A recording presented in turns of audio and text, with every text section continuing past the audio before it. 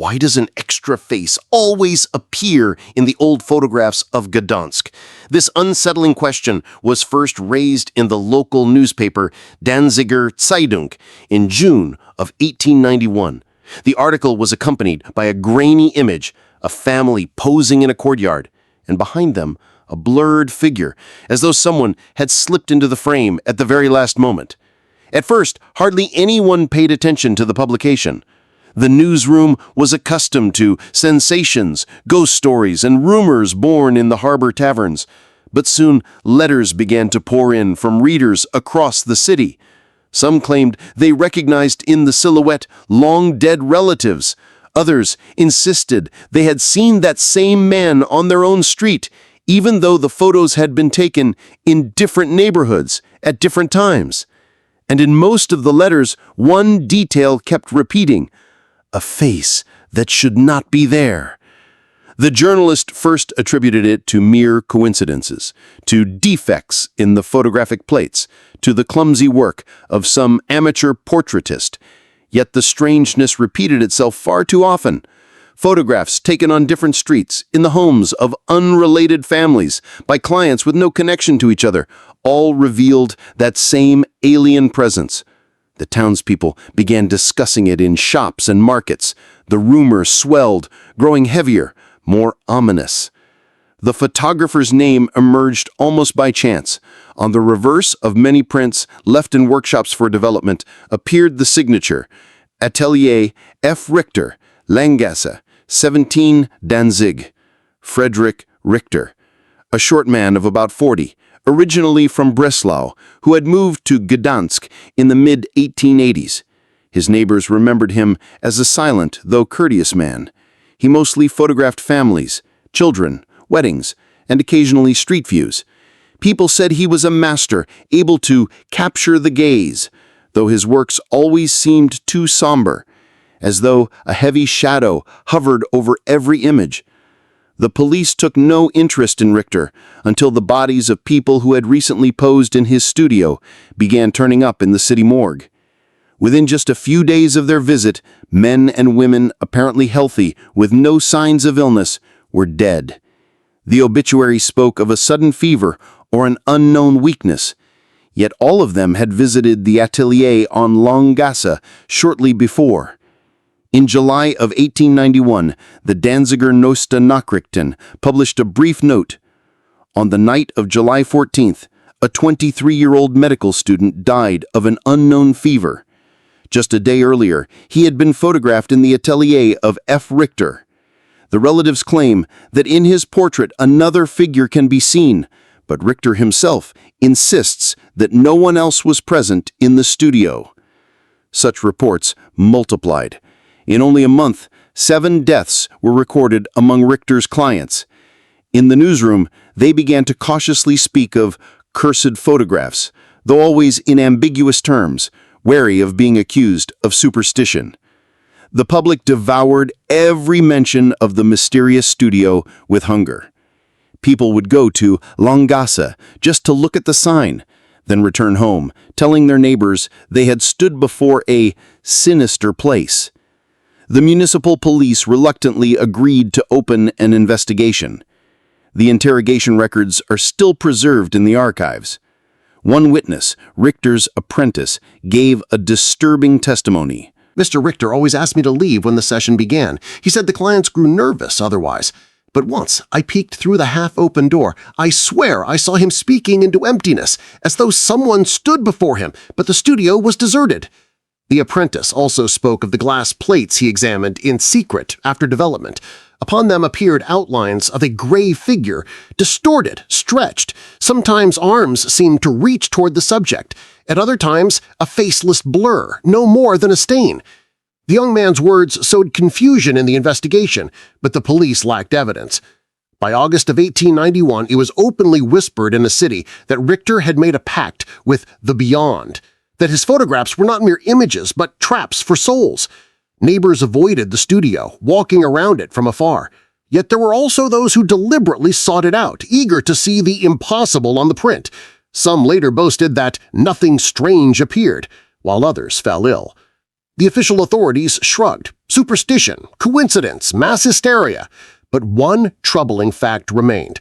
The more people stood before Richter's lens, the more mysterious deaths occurred in the city. In the police archives survives a photograph in which, among a dozen citizens, a face almost identical to Richter's can be distinguished.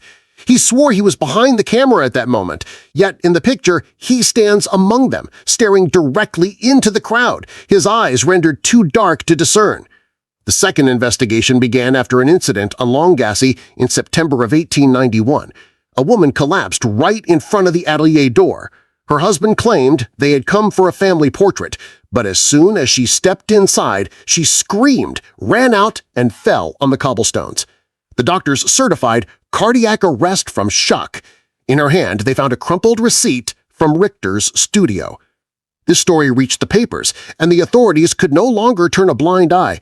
In the archive remains the commissioner's order: inspect the premises, seize the plates, interrogate the owner. The inspection took place on the morning of September 12. The report noted, the basement storage contains about 40 plates. In most, additional figures appeared that were not requested by clients.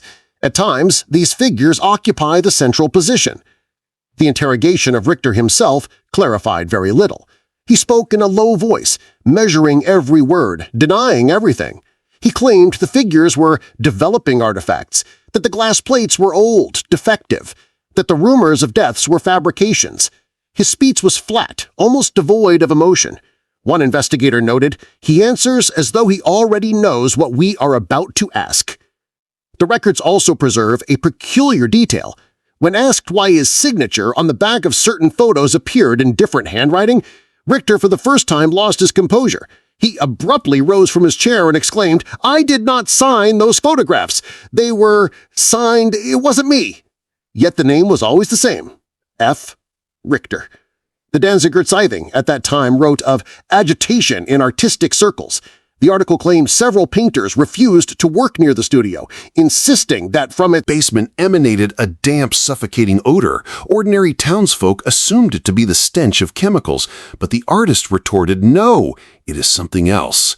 In October, new deaths occurred. A young office clerk, photographed for a visiting card, was found dead in his bed.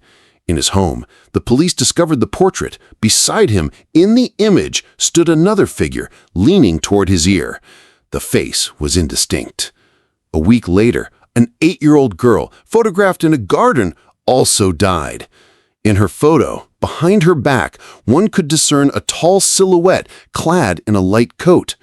Her parents begged the police to burn all the images, but the negatives were already filed into the case. One of the investigators, Hirsch by surname, suddenly resigned from service. In a letter to his wife, he wrote, "I can no longer sleep. Each night I see those faces. They stand beside my bed and whisper. I am certain they came out of the photographs." After his resignation, the case was frozen. By the end of 1891, nearly all residents of Gdansk knew the story of the Langgasse studio. Some avoided that street, others approached it driven by curiosity. It was said that at night, lights shone in the windows, though Richter claimed he had long ceased to work. In December, the church intervened. Priests demanded the authorities put an end to this unclean trade. A parish diary preserves the note. Father Clemens visited Richter's atelier. He returned pale, silent, only said, "Do not enter there." 2 days later, he suffered a stroke. The strangest event occurred in January of 1892. In the municipal archives survives a photograph not taken by Richter but by a press correspondent. It showed a group of people in the square, among them the photographer himself, standing to one side. But when the photo was developed, another figure appeared beside him, almost mirroring his pose like a reflection. Two identical figures, two Friedrich Richters, distinguished only by the expression of their faces. One looked straight into the lens, the other into some distant point. After that incident, Richter disappeared. His apartment was empty, the studio closed. In the basement were found only shattered glass plates and scraps of paper. On one fragment could still be read part of a sentence: They come for me in the night. For weeks, the newspapers fed the rumors about the cursed photographer. Some swore they had seen him at the station, boarding a train to Berlin. Others claimed his body had been pulled from the waters of the Mutlova, though no official confirmation followed. The case was closed in the spring of 1892. But the photographs remained. They were hidden in the police archive. In the following years, clerks tried not to touch the folder marked Atelier F. Richter. One archivist wrote, "When I hold these images, the paper feels warm, like skin." After Richter's disappearance, the city slowly attempted to forget the mysterious photographer. The newspapers ceased writing, the shops filled again, the streets regained their rhythm. Yet his name still surfaced in conversations, like a murmur. The edges of memory, especially among those who had once held one of his pictures in their hands. In 1895, a curious incident occurred in the Senate Library. One clerk noticed a new folder had appeared in the catalogs with the note, "Photographic Materials, Langgasse." None of the staff knew who had left it there. Inside were 7 photographs, signed in handwriting resembling Richter's. The clerk who showed them to his superiors claimed he recognized in one of them his own mother, dead for 10 years. They did not believe him. But a week later, he was found dead at home. On the table lay that same photograph. Those images once again passed into police hands and were again hidden away. But the rumor spread swiftly. Journalists tried to learn more but were referred only to the previous file. In 1897, a young researcher named Carl Lindemann decided to study the history of the cursed photos. He wrote for the Berlin magazine, Fotografische Rundschau. Lindemann claimed to have seen the photographs in person and described them thus. In all of them, there is a displacement. The faces seem slightly turned, as if looking towards someone invisible, and always beside them one intuits a shadow, a silhouette, sometimes even a face. But strangest of all, if one stares long enough, familiar features begin to emerge, as though the images shift depending on the observer's eyes. In his notes, Lindemann cautiously suggested that Richter might have used some special chemical composition during development, but he added, "I feel there is something more behind these images. When I held the negatives, it seemed the room darkened, as though curtains had been drawn, yet they were open." Shortly after the article's publication, Lindemann vanished. His luggage was found in the hotel, but he himself was never located. An envelope with no sender reached the editorial office. Inside was a photograph, a blurry street with a man resembling Lindemann walking down it. Behind him could be glimpsed the outline of an individual in a long coat. From that point, the trail was lost.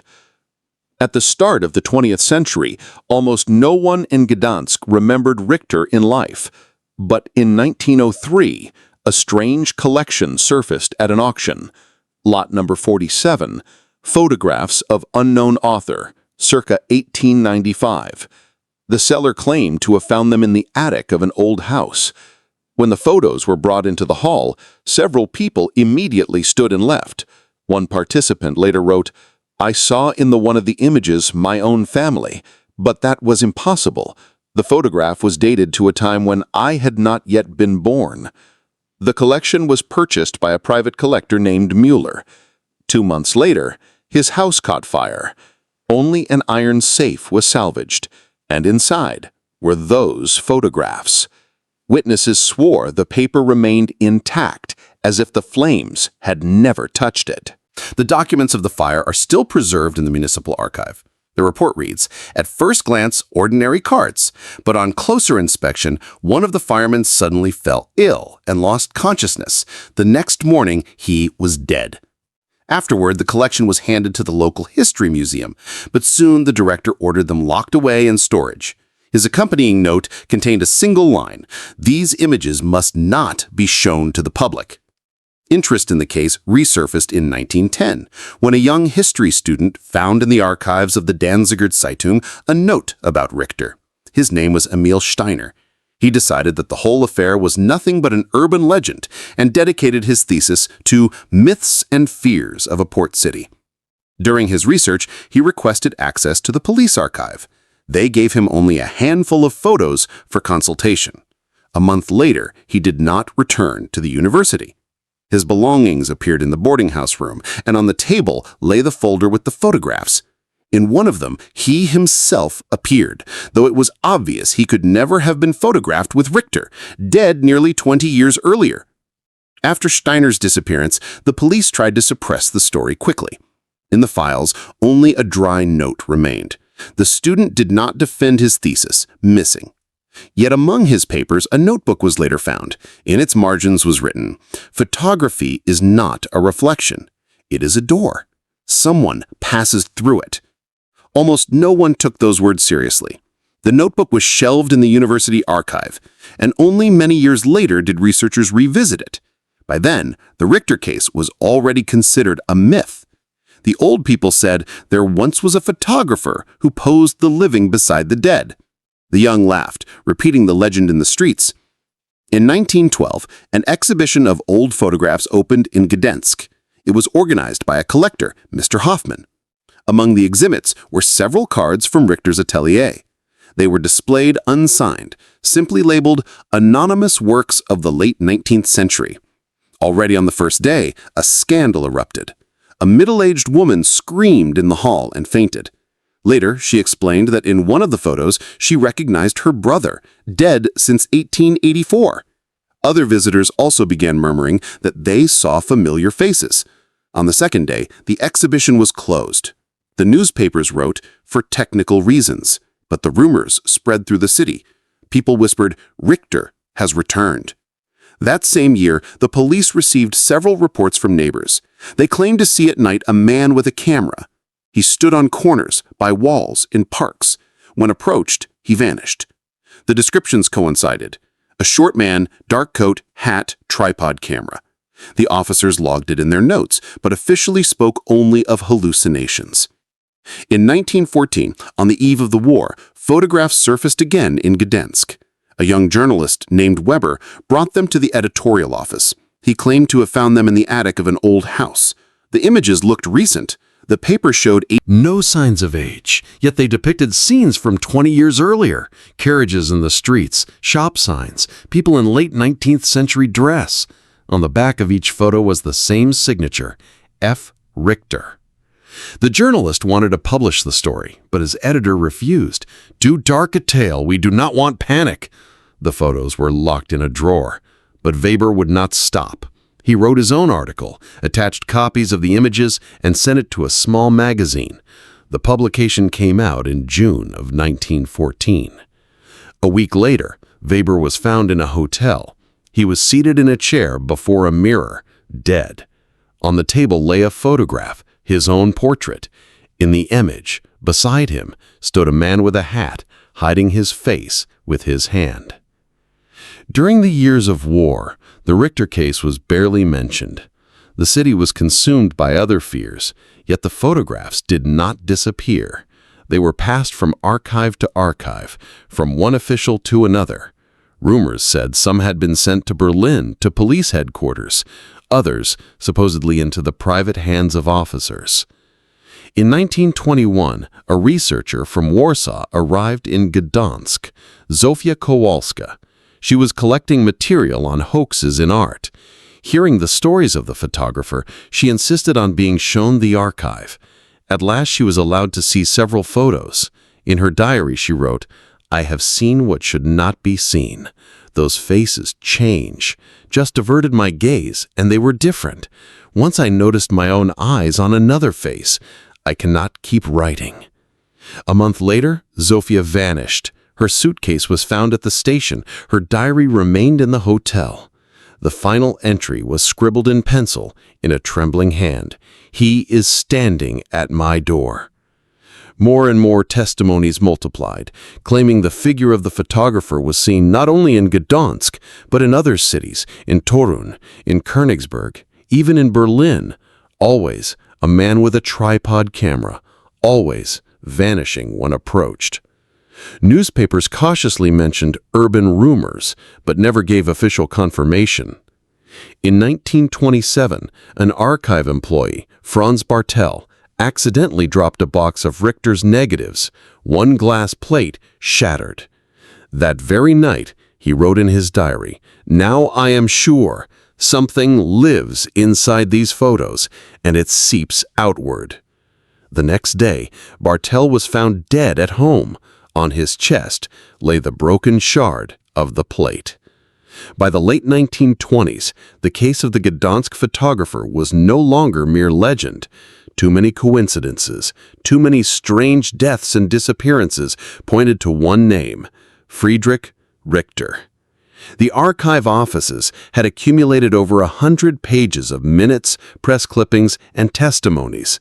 Yet officially, it all remained filed as unconfirmed rumors. In 1928, a private symposium of photographers was held in Berlin. Among the guests was Professor Heinz Lehmann, a specialist in chemical processes of development. He presented a report on so-called anomalous emulsions. According to him, in the 19th century, some photographers experimented with unusual compounds, adding rare silver salts and even organic substances.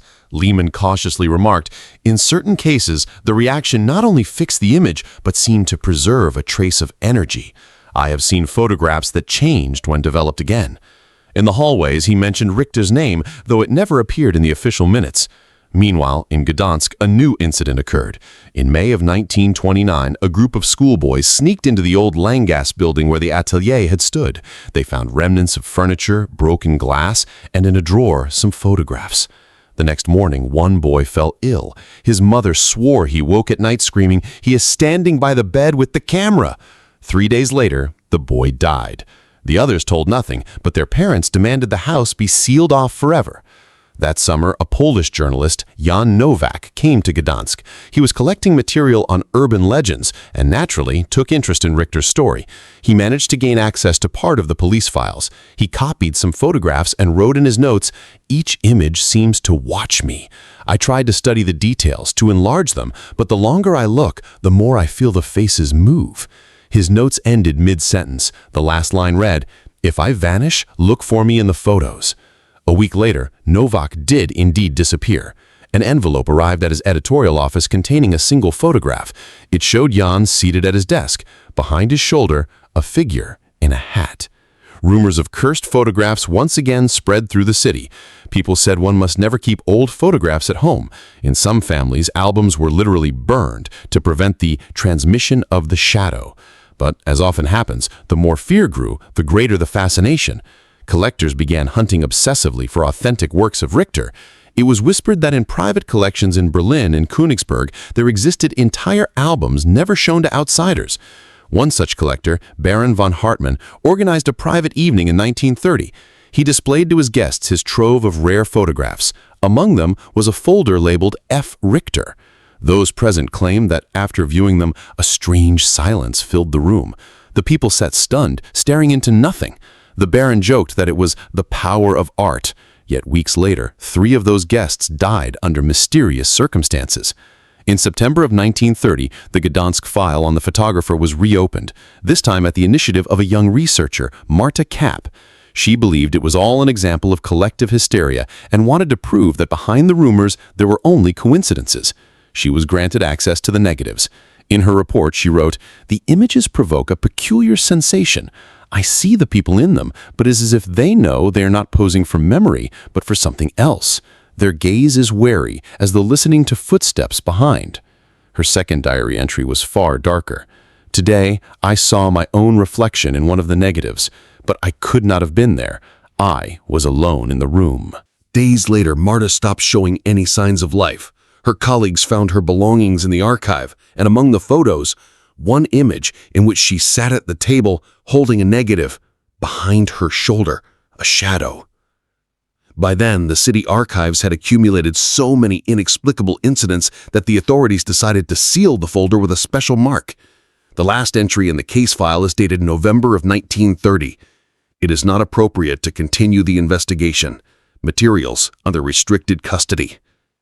Yet the stories continued to circulate. It was said that in houses of the Old Town, photographs signed Atelier Friedrich Richter could still be found. They were passed down from generation to generation but never shown. Sometimes, by accident, they appeared at flea markets, and always those who bought them later swore the room grew darker. At the start of 1931, a German documentarian, Otto Braun, arrived in Gdansk. He was filming a chronicle about the old city and heard from locals the tale of Richter. At first he laughed, children's stories. But when he was shown some preserved cards, his mood changed. In a letter to his wife he wrote, "I don't know how to explain it. These faces seem to be waiting. The photo appears still, but I feel that if I leave and return, the expression will already be different." Braun insisted on entering the archive. They gave him barely a dozen photos. He took them to his hotel and tried to film them with his movie camera, intending to include them in his film. But in the developed reel, the images did not match the originals. In one frame, beside a woman in black, appeared a shadow wearing a hat. 3 days later, Braun disappeared. The maid found his room empty. On the table lay only the camera. Inside, the last roll.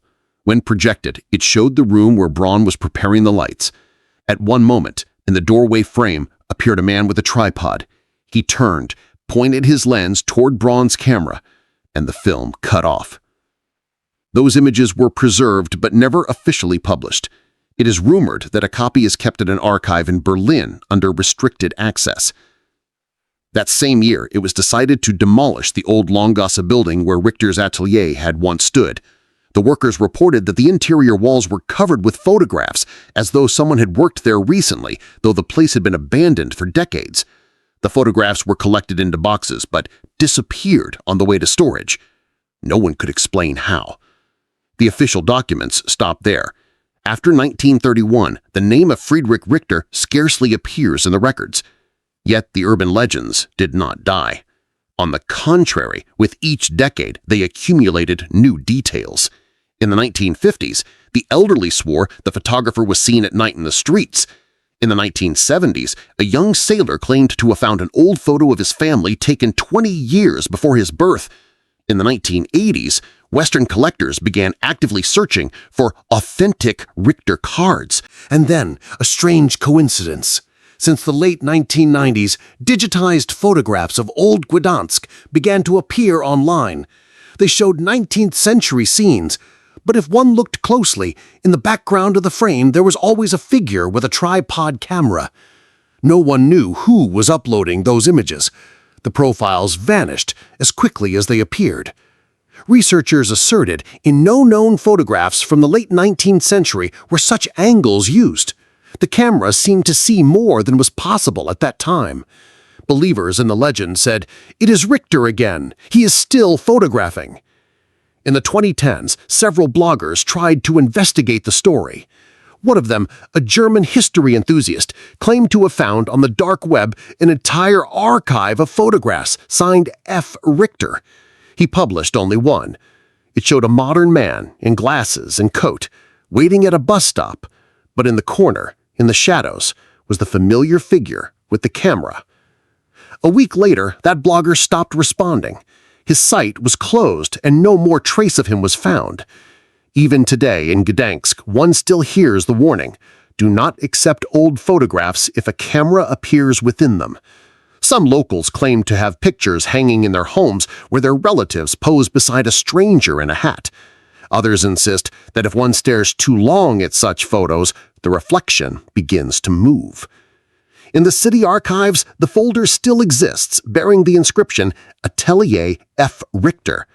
Access remains forbidden, yet employees say that sometimes, at night, a shutter click can be heard from the storage room. And if one reviews the old chronicles, a disturbing pattern emerges. Wherever Richter's photographs appeared, a chain of disappearances always followed.